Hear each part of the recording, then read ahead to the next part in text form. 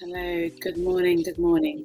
Carol Simon here, your favourite, I hope, former accountant turned Gen X digital freedom coach. And I'm back here again to help you navigate the digital money maze without losing your mind or even your wallet or your seed phrase.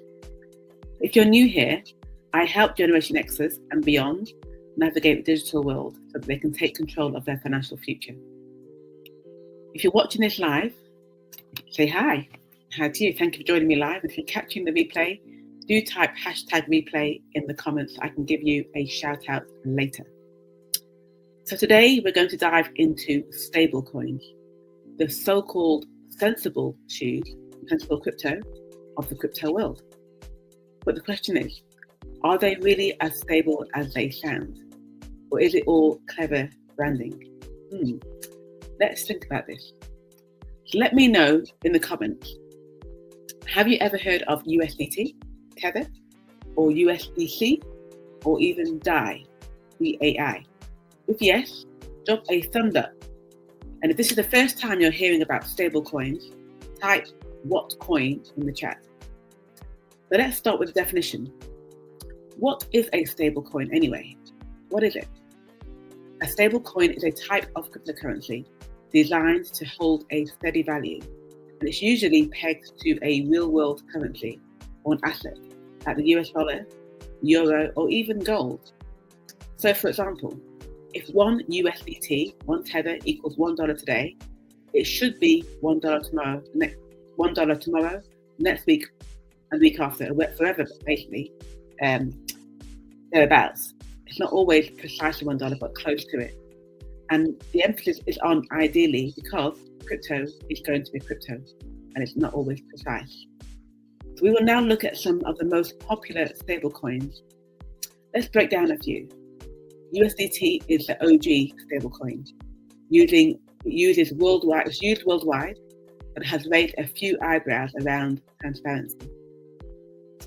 Now there's an alternative, USDC, which is a USD coin, and that is considered to be more regulated and more transparent because it's backed by actual cash and short-term government bonds. And there's also the DAI, DAI, that's a decentralized stablecoin. It doesn't rely on banks, but uses smart contracts and collateral to stay stable. So here's a quick quiz. Which one sounds safer to you? One backed by the banks, like USDC, or one that's fully decentralized, like DAO? Type bank or code in the chat. Now I know which one I would favour. I'm going to leave that to your choice. Now I'm going to just go into why do people use stablecoins? What's the purpose of them? Why do they use them? Well, the first thing they use them for is because they're perfect for people who, if you want to avoid the crypto price swings, then you use the stablecoin to do that. If you need to send money across borders quickly, then again, that's another reason for using stablecoin.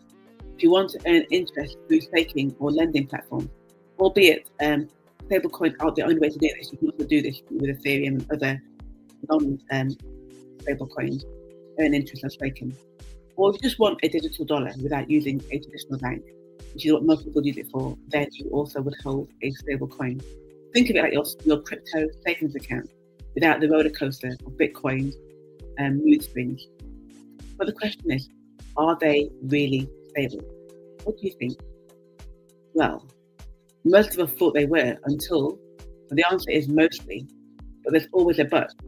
And I'm going to remind you about Luna. Do you remember that? That was only in 2022. It was a so-called stablecoin that crashed really hard. It was a Terra UST stablecoin, and it collapsed just 2-3 years ago, May 22. It sent shockwaves through the crypto world. It never happened before, and it wiped out $20 billion in value overnight. So what do I say to that? Do your research. Stick to well-established coins, and don't put your life savings into something just because it says stable on the tin. Does that make sense? Now here's some practical steps. How do you get and use stablecoins?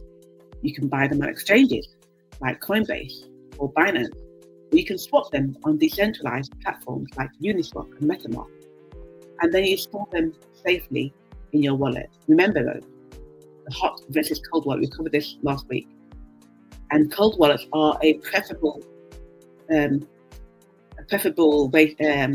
wallet for large value and long-term storage. You can use them for DeFi, for savings, or for transfers. So, time to close down now. A short live. Let's close with a summary. Stablecoins are used for crypto and price stability. They're useful for saving, for trading, and avoiding the drama of market swings. But remember, not all stablecoins are equal. So stick to trusted ones. And if this has helped you clear things up, give it a like, share it with a friend, and don't forget to follow my page, my channel. Next week, we're talking about crypto scams, how you can spot them, how you can avoid them, and protect your hard-earned coins, whether they're stable or otherwise. Trust me, this is going to be a juicy one. I'll see you then. Take care.